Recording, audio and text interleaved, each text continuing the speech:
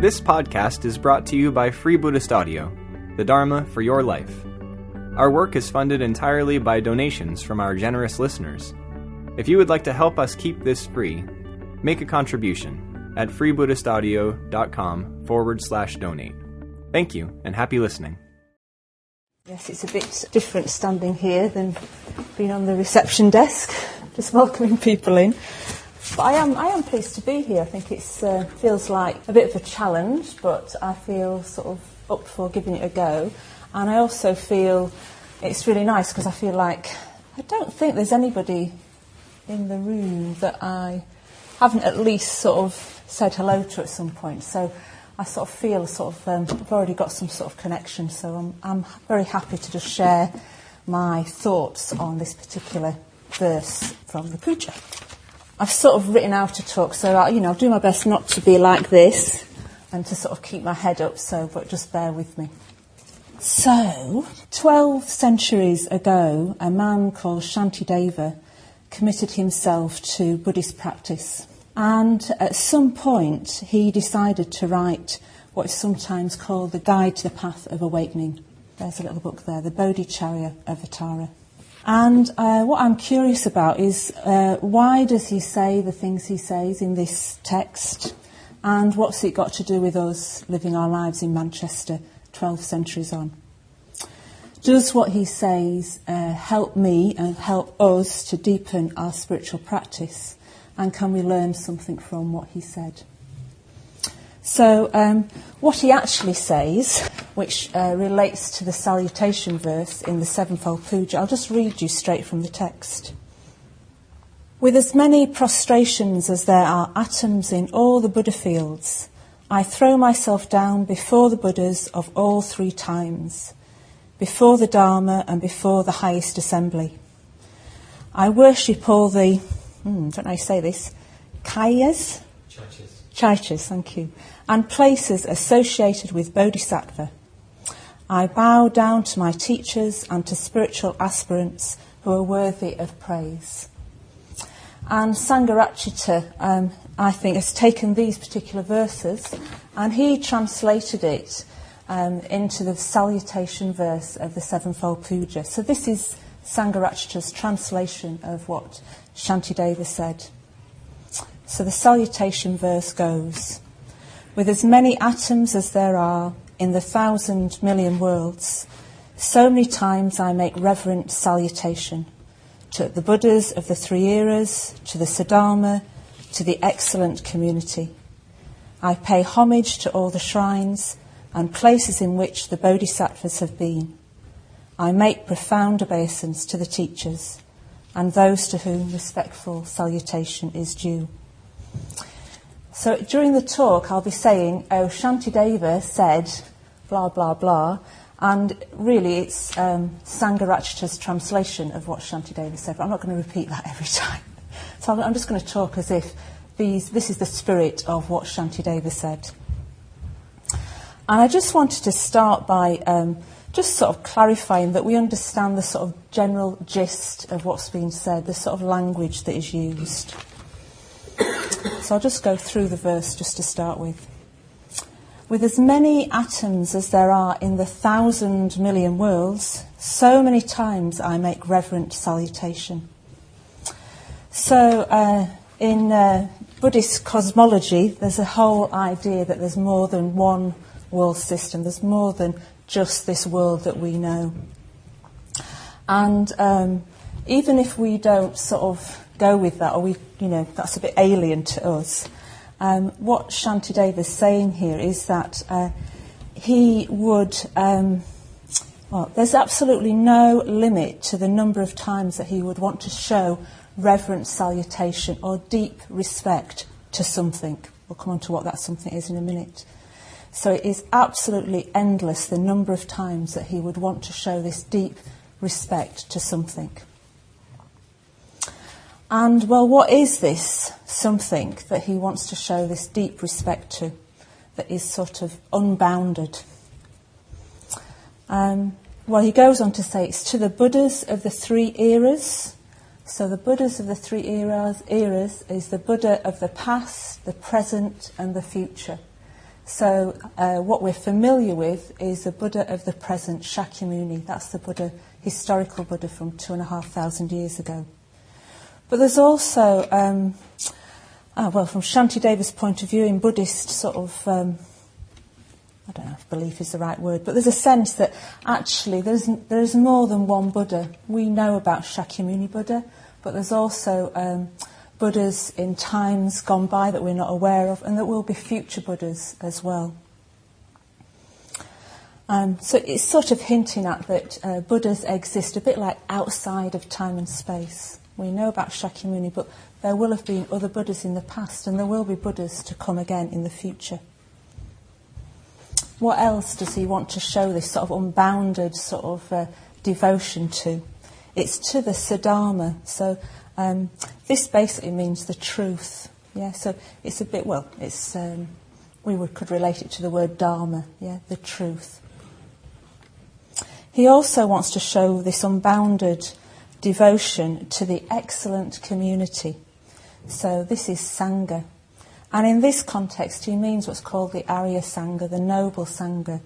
So all those beings who've attained enlightenment or are at that point in their spiritual practice where they're not going to fall back. So we can really rely on these people to give us good spiritual guidance. We can trust their experience. He also wants to pay homage to all the shrines. So he wants to pay tribute to places where there's sort of evidence that people have practiced Buddhism. So people build shrines where they want to create a place of practice or to remind themselves of what's important. And Shantideva is saying that those places are really worthy of respect. And he also says that he wants to pay devotion to places in which bodhisattvas have been. So any place where there's been someone who's either attained enlightenment or has got a goal, has really set their heart on gaining enlightenment to benefit all beings, he's saying those places are very special places. Something very special has happened. So it's obviously very important to Shantideva that he wants to show respect to any place associated with Buddhist practice. And, well, why is that? Now, I might be stating the obvious here, but I found it helpful to say this.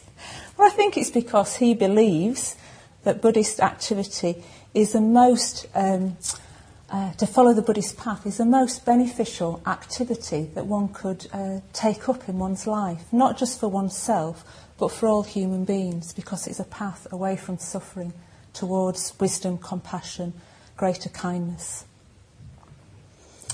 So he wants to make profound obeisance. So this is referring to, he wants to actually express his appreciation to the Buddhas, to places where people have practiced.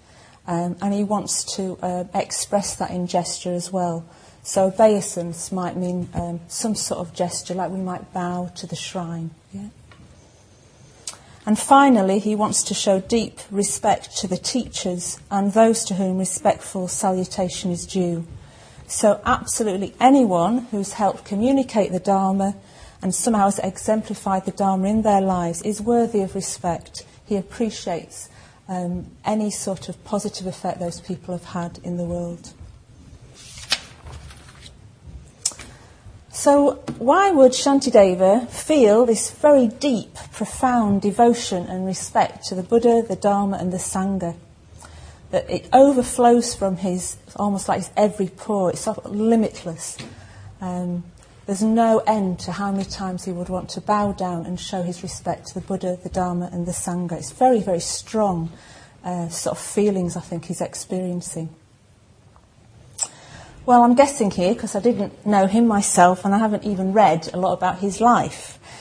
But what I suspect is that he's had some sort of profound, deep spiritual experience, which means that he's realised the significance of the Buddha, the Dharma and the Sangha, not just on an intellectual level, but somehow in the depths of his being. And I imagine the way he's sort of expressing this devotion is that his sole occupation in life is the Buddha, the Dharma and the Sangha. He's not sort of caught up in anything that somehow isn't related to that. And I found it interesting, like at the time of the Buddha, we get examples of people having these very strong, profound experiences. So you get stories of how the Buddha would meet somebody, and that person would ask the Buddha a question, and then he would give some sort of response. And it's said that if that person was receptive, something might happen. They may have some sort of experience. And I'm quoting Sangharakshita here. He describes what might happen if we asked the Buddha a question and he answered and we were receptive and open to that answer. And Sangharakshita says that he or she feels deeply affected, deeply moved, deeply stirred, so thrilled in fact that their hair may stand on end, they may shed tears or be seized by a fit of trembling. They feel as if they are seeing a great light. They have a tremendous sense of emancipation. They feel as if a great burden has been lifted from their back, or as though suddenly they've been let out of prison. So I think that Shantideva has had some sort of very strong experience, somehow in line with the thing what Sangharakshita is talking about here, what might happen if you met the Buddha and you were receptive to what the Buddha had to teach. So if we just imagine that Shantideva is feeling a tremendous sense of emancipation, and he sort of realises that, it's possible to feel completely free as a human being, whatever that might mean, and that perhaps he feels his life has been radically transformed, that this is really possible for this to happen. It's happened to him. And perhaps he also realises, well, if this can happen for me, then it's possible for other people to reach that state. So he'll also know how he's got there. He'll have some sense of his life, about how he started off in his life, what sort of journey he's taken, and what happened for him to reach this point where he's sort of overflowing with deep appreciation for the Buddha, the Dharma and the Sangha. He'll know what has led to that in his experience. So I think he's saying without doubt to us that for him, the Buddha, the Dharma and the Sangha, and his deepening understanding, not just on an intellectual level but emotionally in his whole being, have brought him to this place of deep devotion. And it seems like he wants to express that. He needs to express that. Yeah, and I think what we get in the Salutation verse is a sort of, I'm going to do a gesture here, it's a bit like I can imagine him sort of stepping back and going, gosh, how did I get here? There's been sort of all the Buddhist teachers from the past, where the teachings have been passed down over time. There's been sort of the community of people who have supported one another in Buddhist practice. There's been the teachings. Gosh, all that means that I have arrived at this point in my life. And so I think that's why he points to the three jewels, all the places in which Bodhisattvas has been. He's got that really big perspective on how he's got to this point in time.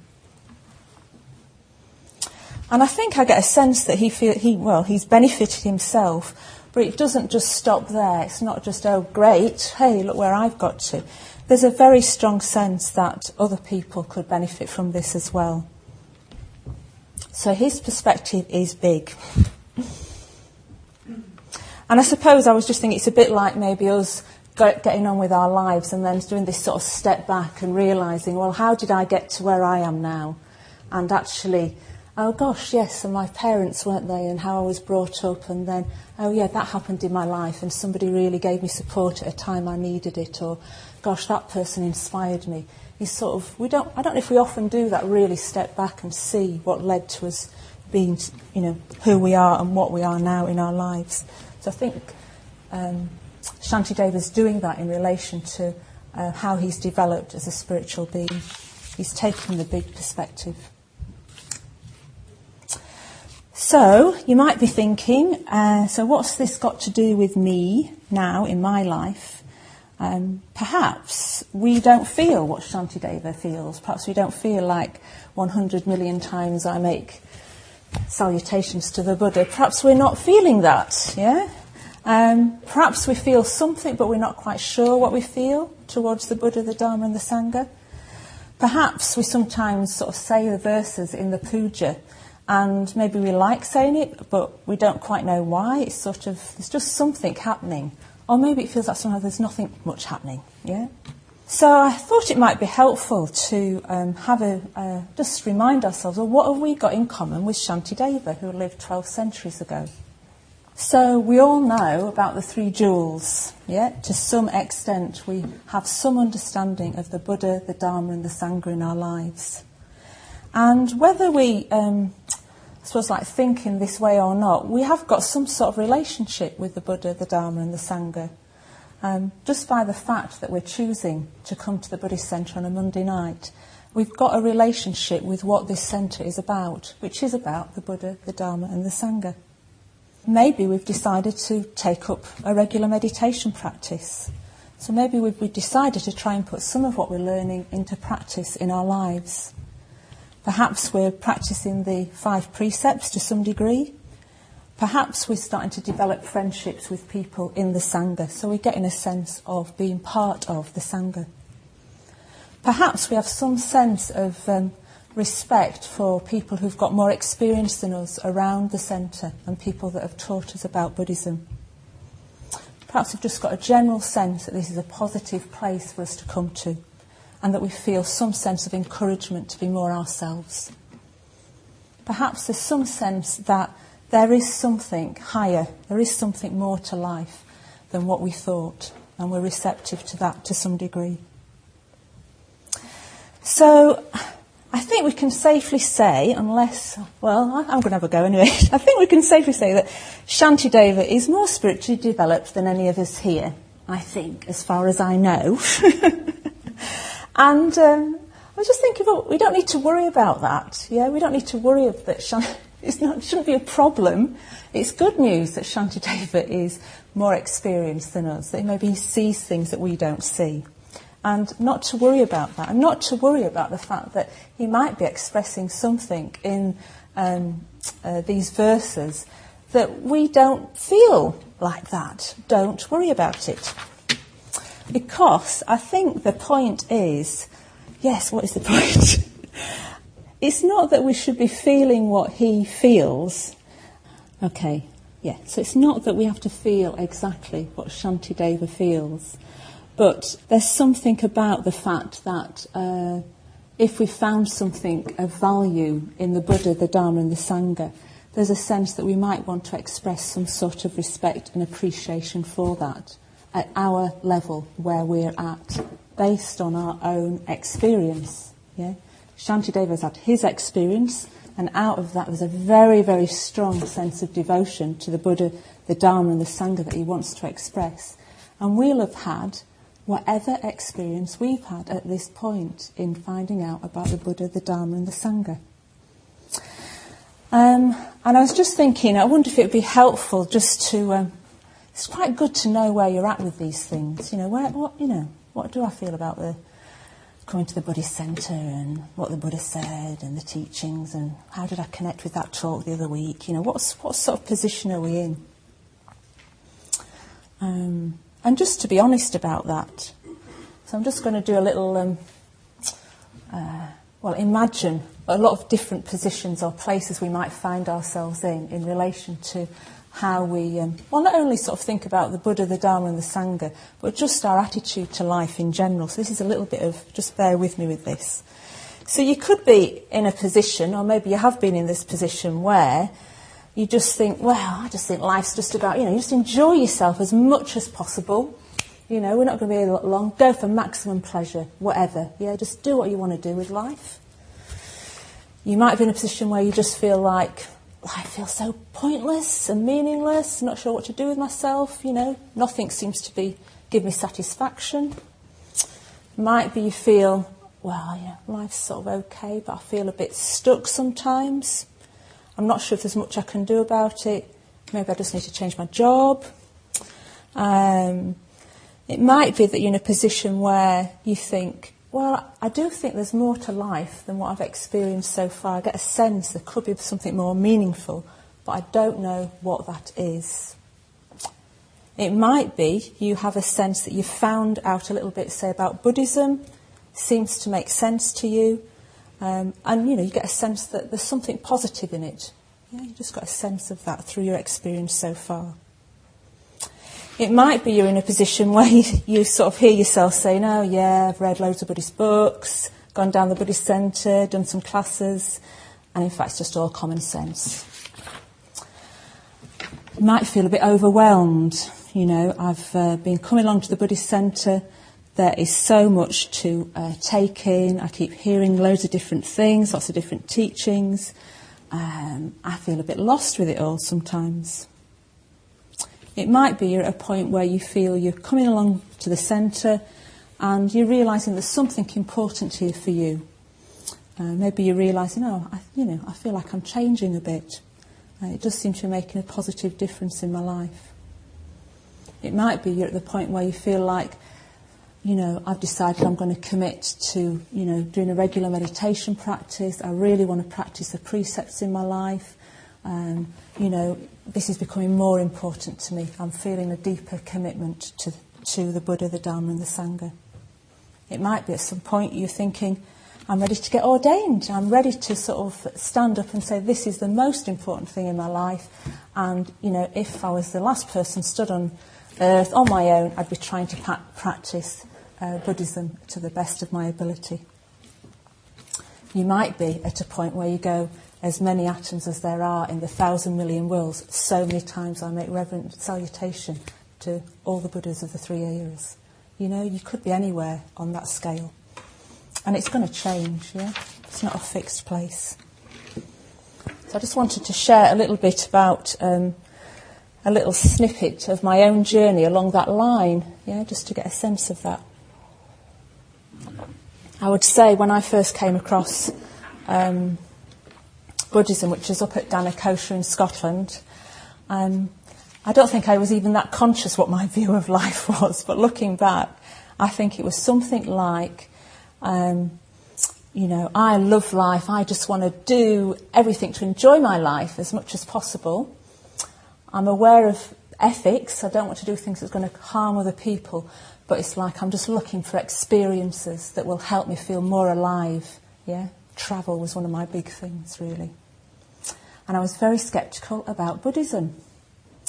And I remember saying to myself, I am not going to say anything I don't understand when someone said, we'll now do the Threefold Puja. I thought, no way, I'm not saying that. So it's a sense of, I felt quite distant from sort of what was being offered in a sort of more formal way, say doing a puja. And I also thought that Buddhism would limit me. So the very thing that I was drawn to, which was a sense of freedom, I had a view that Buddhism might limit me.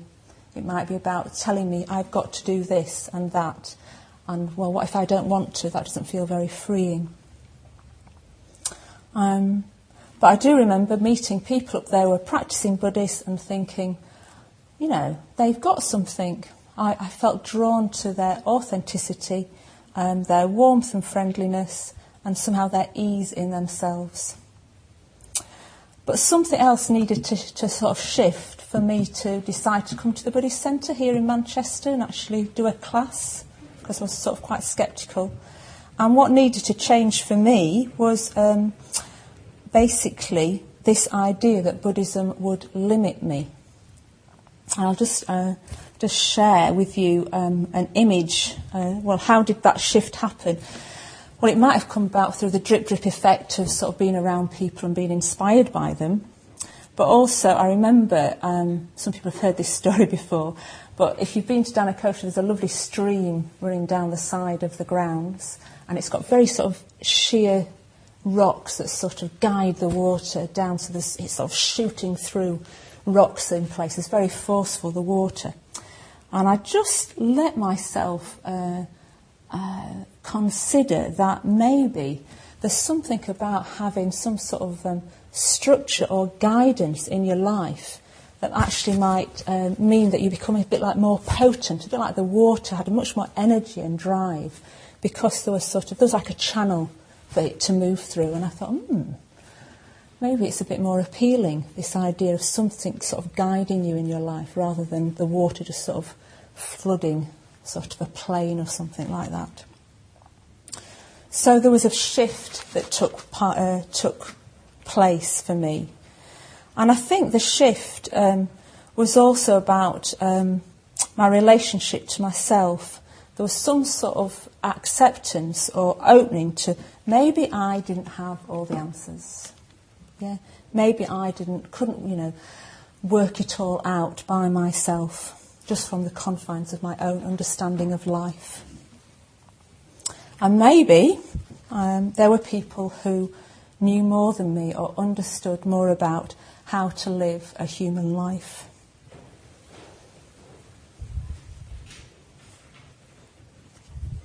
And I guess if we do find situations or people where we think there's something of value there that might help us grow or develop, then we can be drawn to that. Perhaps that's why we've been drawn to coming to the Buddhist Centre here.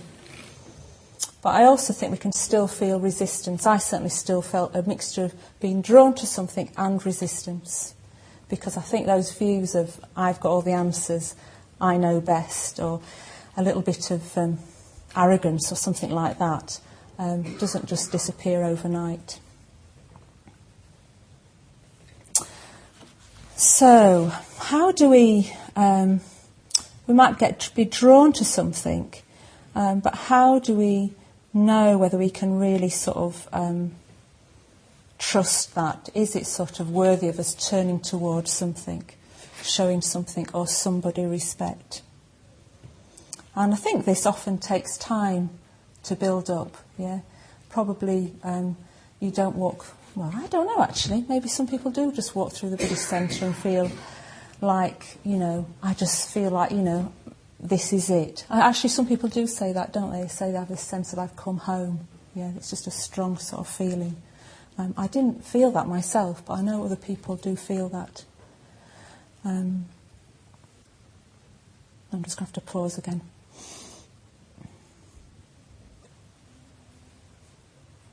Yeah, so I think there is a process that happens depending on where you start in your sort of connection with Buddhism. There's a process, you have your initial sort of connection, and then there's a journey to be taken. And if we do find something that we appreciate, that sort of had an effect on us in our lives, that seems to uplift us or inspire us, then I think that can start to sink in more to our experience if we find a way of acknowledging that that's actually happened. Yeah, that something has happened and we appreciate it. Because Shantideva is expressing very, very deep appreciation to the Buddha and Dharma and Sangha. But I think there's some value in us acknowledging what we've experienced so far. And I don't just mean about the Buddha, the Dharma and the Sangha. I mean in our lives in general. There's something about just acknowledging what we appreciate, which helps us develop a sense of receptivity to being connected to other beings. And that we don't stand alone in the world. Actually, we're affected by other people's actions all the time, and we're having an effect. So it's very simple, but I think just saying thank you, showing appreciation for things we receive is important. Offering a gift, offering to help a person. We don't have to say, with as many atoms as there are in the 1,000 million worlds, so many times I make reverent salutation, but we might want to just place a candle on the shrine because we feel moved to do so, because we have been affected by what we've come across. And we might also have an urge sometimes to do something we've not done before, like bow to the shrine.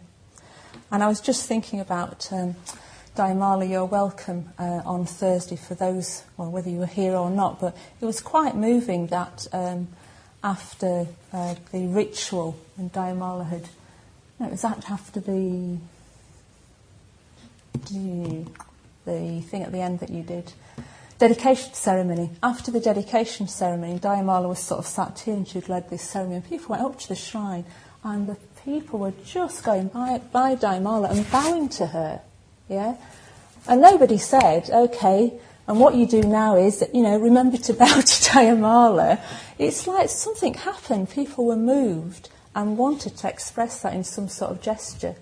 And I'm sure, well, I don't know, but I imagine there might have been people doing that, and maybe they'd never bowed to another human being before. That could have been possible, just to do that gesture of respect, yeah.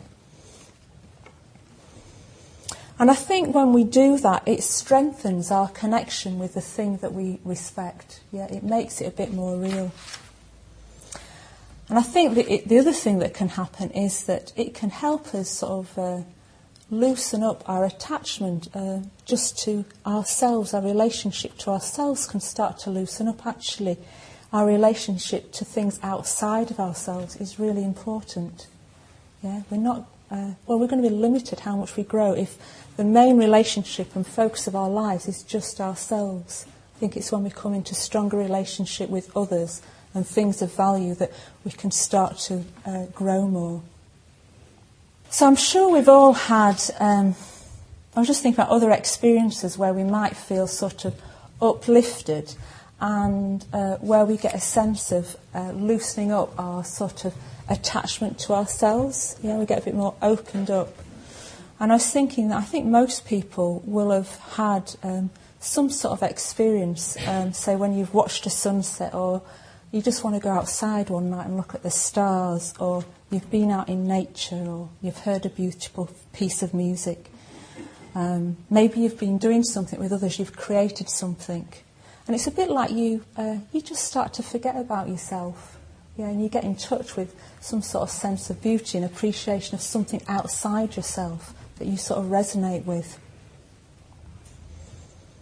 And I think in those moments we can sort of get a sense that there is something bigger than us. There's some sort of beauty and mystery about life. And perhaps in those times we also start to feel a sense of ease and wonder at life. And our day-to-day concerns can sort of slip away a little bit. But I also think there is something more than that, and I think that's where the sort of the Buddha, the Dharma and the Sangha come in, really. So we can certainly experience, and it's very positive, I think, to make sure we try and stay open to that thing of stepping back and seeing the bigger picture of life and the wonder of life. But Shantideva is saying in this text, there's a path to awakening, yeah? So there's a sense of wonder, mystery about life. And then within that, he's also saying there's a path to awakening as well. So I think it can be helpful to stop and pause and think, from your experience so far of sort of, finding out about Buddhism and putting it into practice in your life to whatever extent you are, do you get a glimpse from what you've experienced so far that you could lead a more meaningful life? Do you get a sense of that in some way? Do you get some sort of sense in your actual experience that you're becoming more kind and positive? Do you experience yourself as becoming more yourself? Do you think Buddhism has something to offer, not just yourself, but the wider world?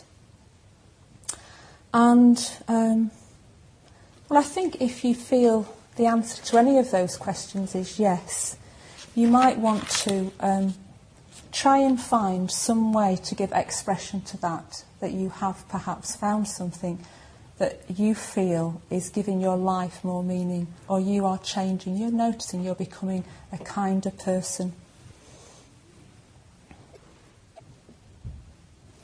Because I think if you, there's something for me about